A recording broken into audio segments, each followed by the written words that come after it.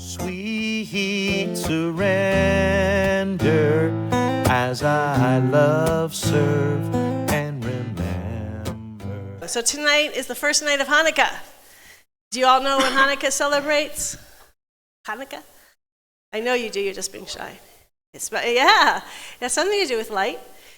So they had it's a lot of history, so I'm not going to, it gets all very complicated, but basically they're allowed back into their temple, but when they open it after it's been ransacked, there's only enough oil for one candle, for one night.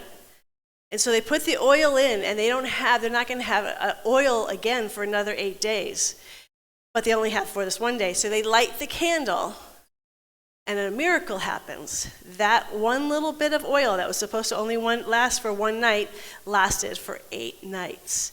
And so that's the miracle of Hanukkah, as the candle, the sacred candle in the second temple of Jerusalem. It's not a huge miracle to say that, but it comes at the same time when we're celebrating light because of the darkness of the season. And so I grew up celebrating Hanukkah as well as Christianity because of where I lived. And it's a beautiful holiday. It's any holiday that's around light. What's interesting, though, is when they got these 8 days from this one day of oil, they weren't going, oh, come on, give us another day. They knew they didn't have any more oil.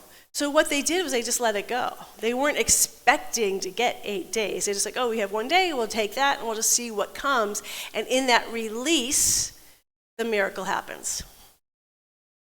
So my first question to all of you is, can you think of a time in your life where you released something, and how did it feel? And did something really good happen after you fully released something? Where you just let it go? I mean, we sing it at the time. Release is such a big part of the spiritual journey. It will be a big part of your spiritual journey your whole life. There's always places to release. Do you have something in your mind's memory? I ask that question because one of the gifts I've recognized in being a minister, by the way, I just realized I have no shoes on.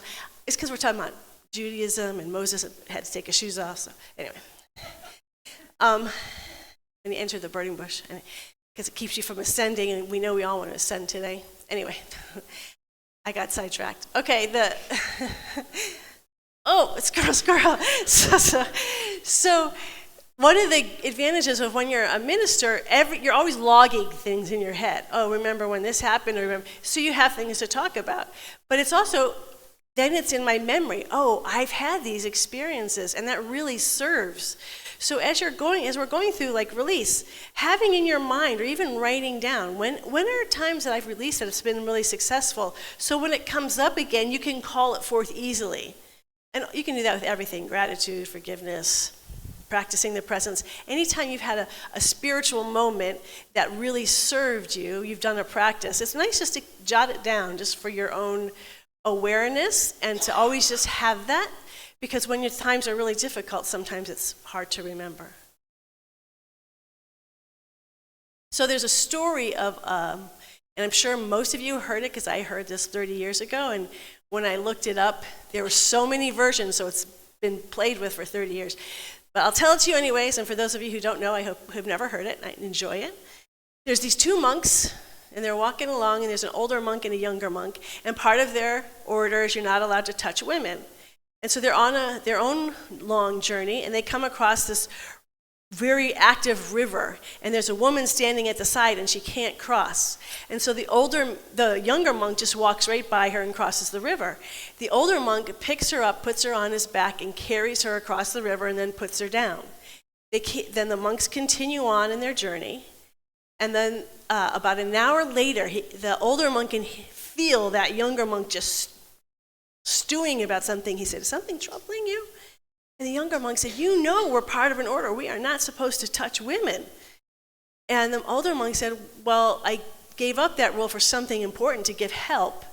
But when I put her down on the other side of the river, I let it go. You're the one who's been carrying her this whole time. She's carrying the burden." So one of the things is we're looking at release, as we're on this pilgrimage of time. Just for those of you who haven't been here, we're on it from always in the month of December. We go, instead of going on a pilgrimage in place, we're going in time through the month of December to the end of December. So there is an ending point. That's our great ending as we go into the new year. But a big part of this journey is releasing and letting go. So one of the questions you can ask for yourself is, what burdens am I carrying in my heart? A lot of times when we release things, we try to do it out there.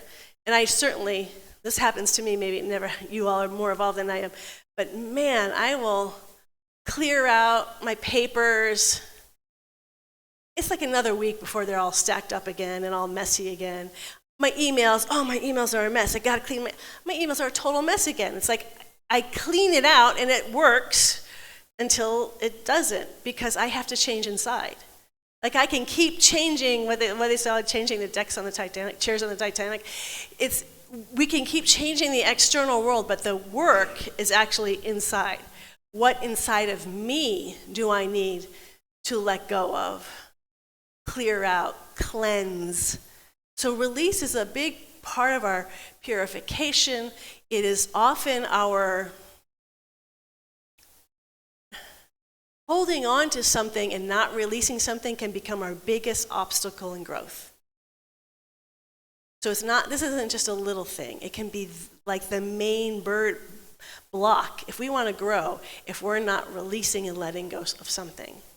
So, or some things, sometimes it's often plural. So to ask yourself, what burden am I carrying? What's something that needs to be released that I need to release so I can continue to grow?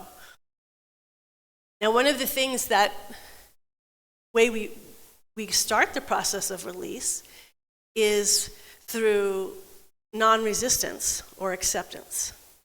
That when a lot of times when we're carrying something, it's because we're still trying to change it. We're still trying to fix it. If I just do this, then I'll fix it. We're not letting go. We're still fixing it or wanting other people to fix it, or we're playing with it. Letting go means I've stopped playing with it. I just take a step back, I let it go, and accept things just as they are. And that can be really scary. That's why we're always trying to fix it, because we don't want it to be the way it is. So we keep working on it, Let it go. Just be present, just accept. Acceptance is an act of non-resistance, and it's what helps us release.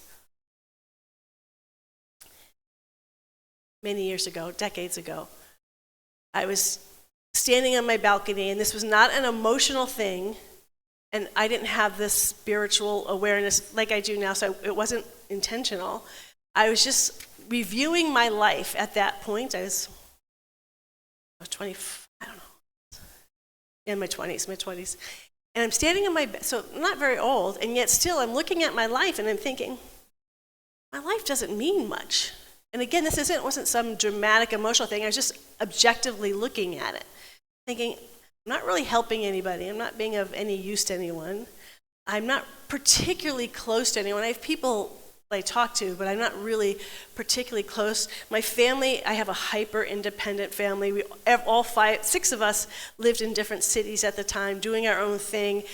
We're not a talking on the phone family, and this was before email or texting. So I was very much on my own, and I thought, man, my life doesn't mean much.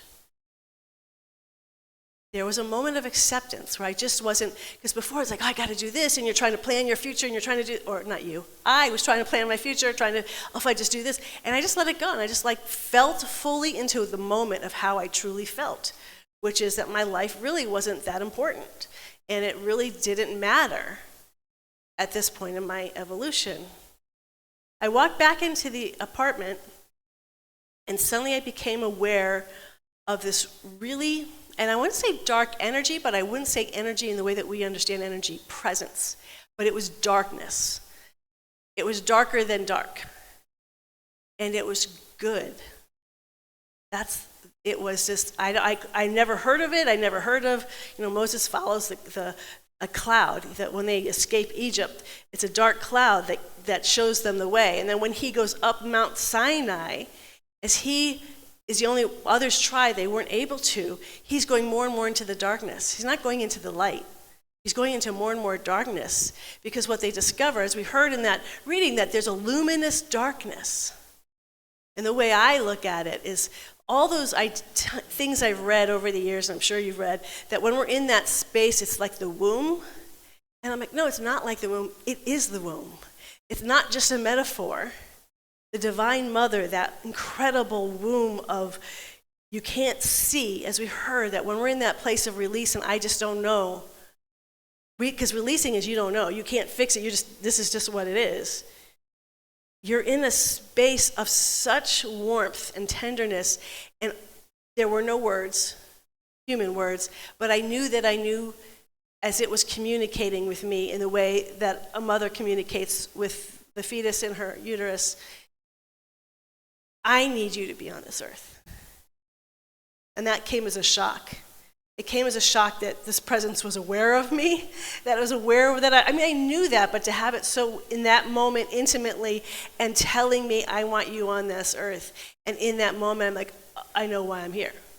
There's nothing that will, this is it. I'm here for God. Because God let me know that it was important to God. That was an incredible moment. But that incredible moment came because I just accepted. I stopped pushing away, resisting. There was a release into what actually was. There was just a release into what actually was. And new life cannot come if we keep trying to hold on to what has been before.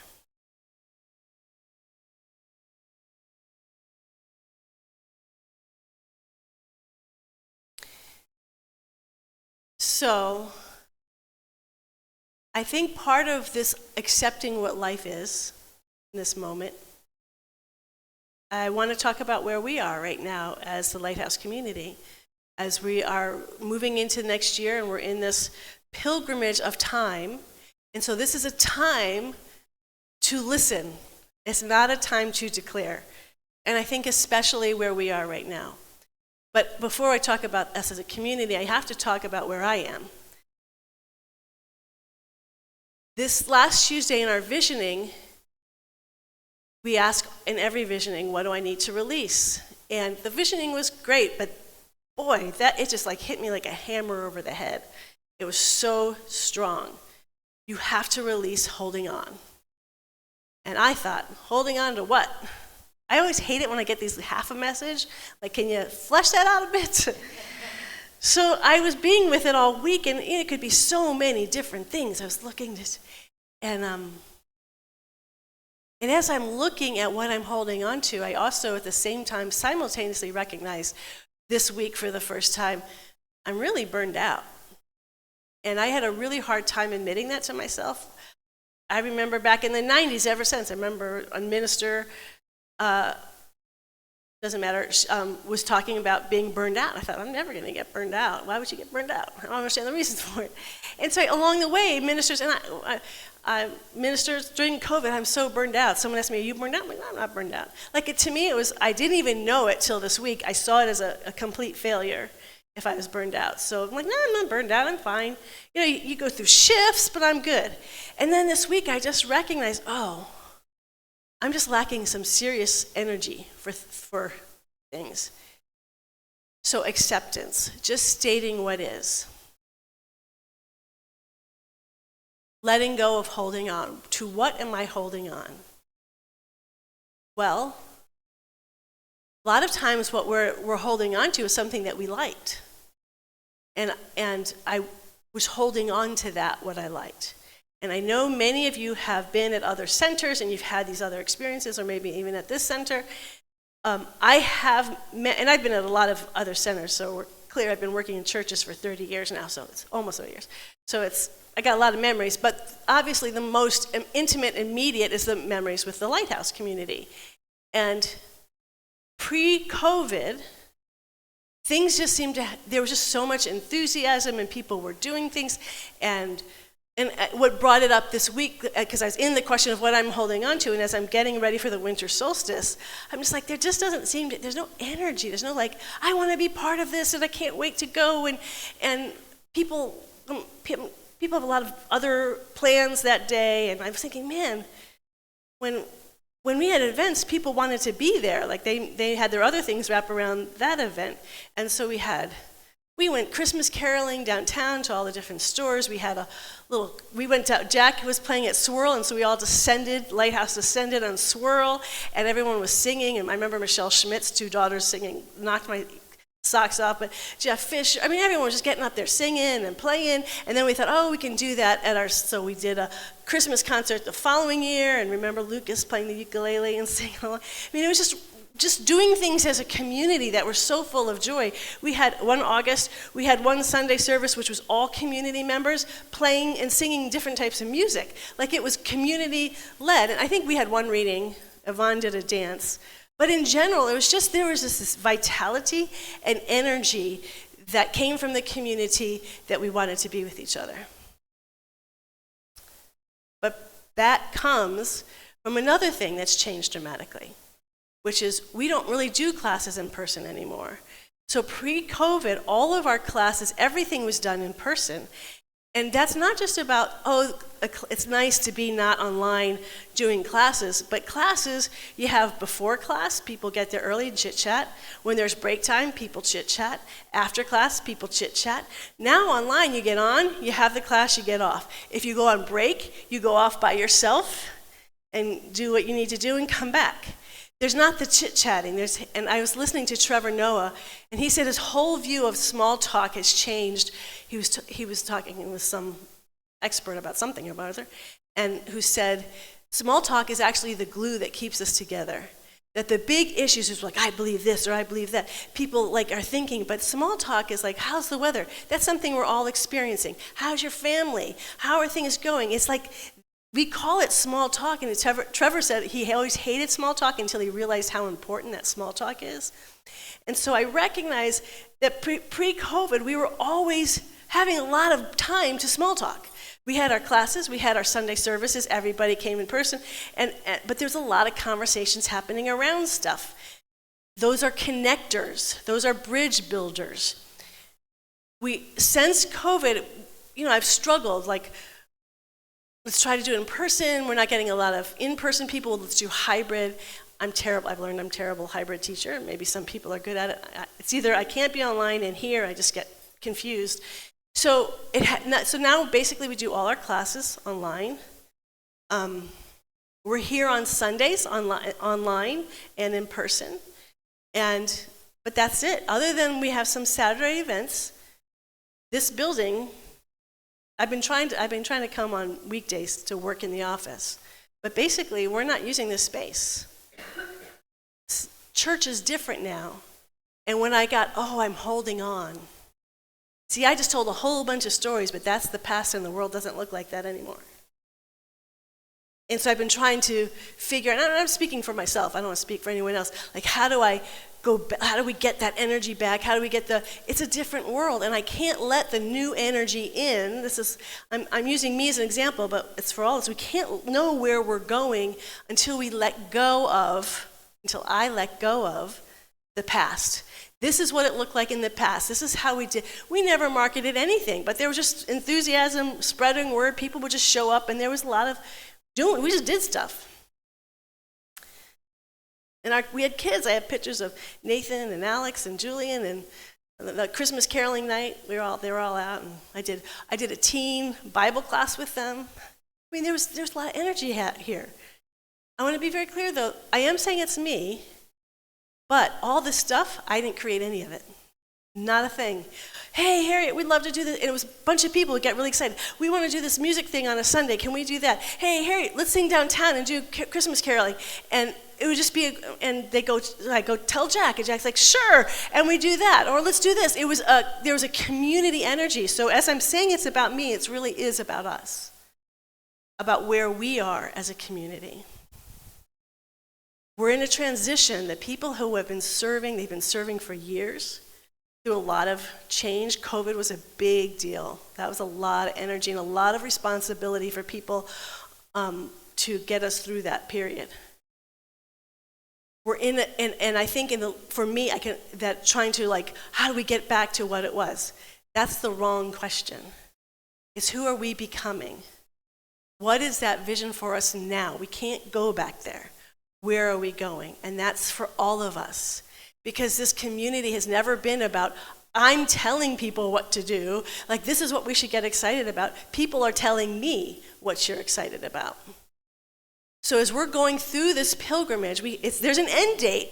It's the end of December. But while we're going through this December, my invitation to all of you, online as well, because this is a whole new world that we have is online, how to connect, how to make this connection with online community and in-person community. To really say, who do we want to be and how important is this? How important is this community?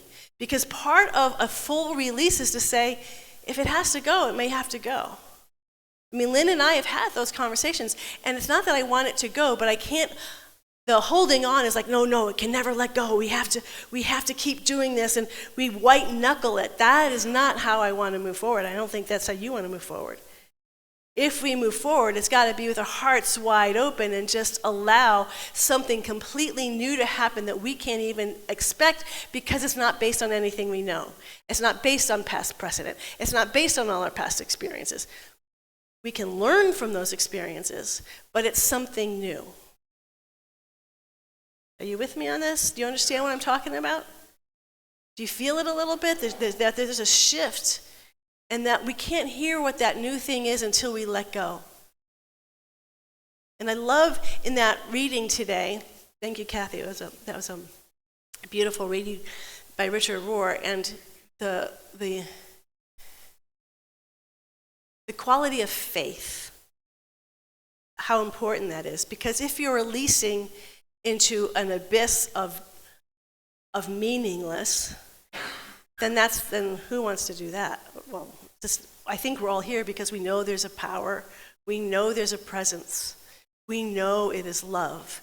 We know it is love, and we know that it's paying attention even when we don't know. Just like when that presence showed up in my apartment and said, no, I want you. I want you to be on this world. It matters to me. And I was so shocked that it was even paying attention to me. There is a presence in the power that's with this community. We are not trying to figure this out on our own. We're not trying to okay, we're going to put our heads together and brainstorm. We're opening up to this divine presence because that's what we're here for. We're here for the divine presence, not just for our own individual. Our individual voice comes through that. But we know we're a house of prayer. What does that even look like? We have a wonderful prayer ministry. We have a prayer class coming up in January. But beyond that, what does that mean for us as a community? What does it mean for you? How invested are you energetically? Because this is energy. And it's very hard to lead when there's not a lot of energy, not a lot of enthusiasm. There's not a lot of, I'm all in. But how do you know what you're all into? Well, first we start with release. So that's what today is about. We only have 2.5 weeks until January 1st. That's not very long, but it's enough to release. So I'm inviting all of us to remember that the deepest knowing, as we heard this morning, the deepest knowing is the not knowing. The deepest place, the secret place that the divine is working in the places that we can't see with our human mind, is in that beautiful womb of the Divine Mother. The incredible, creative, loving presence that loves each and every one of us individually and as a community. We just surrender and we release and allow the wisdom of her body. We allow the wisdom of her knowing, the wisdom that is beyond we're tiny compared to the vastness. And we let her wisdom and her kindness and her generosity and her enthusiasm and her joy and her creativity beyond our wildest imagination to pour through us because we've opened ourselves up. We've released it. We've let it be. And so I invite all of you in this community to join me both personally. There's things that you need to release and to open up to. And as a community, just to release, to not say, this is what's going to happen next year, just to be willing to be courageous enough to say, I don't know. Because in that I don't know comes the deepest knowing we can ever know. So you're with me in joining and just releasing. We don't have the answers. We can't speak to that. But we can speak to, I trust the divine presence. I have faith. I have complete faith. And so therefore I can accept what's happening now. I don't have to fight it. I don't have to fix it. I can relax and open my heart. I can let it be. Let's pray.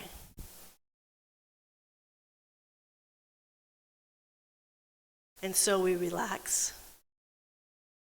We open. And we let go. We consciously, joyously let our burdens go. Let all of our not knowing go. We let all of the things, anything we're holding onto from the past that is blocking us from moving forward, we let it go willingly, joyfully. In our own lives, in our relationships, in our work life, in our daily, how we live our daily life, the production of our daily life, whatever is happening in our life, all the various things that make up the life that is us.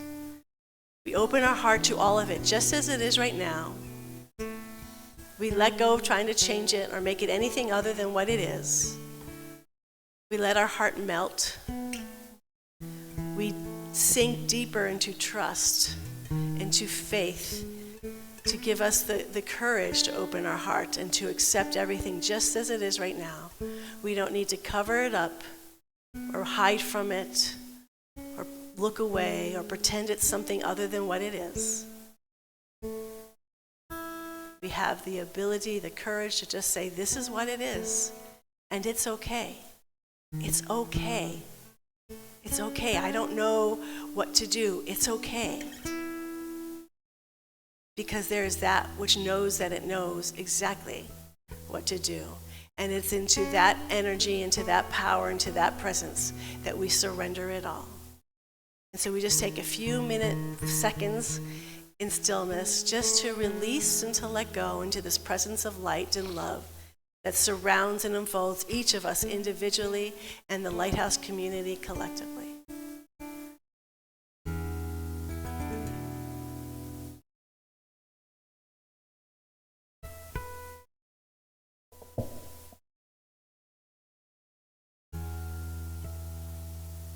We are seen, we are known, and we are loved beyond our wildest imagination. We surrender and we let it in and we let it be, as we say together, and so it is. Amen, amen, and amen. I walk in God in all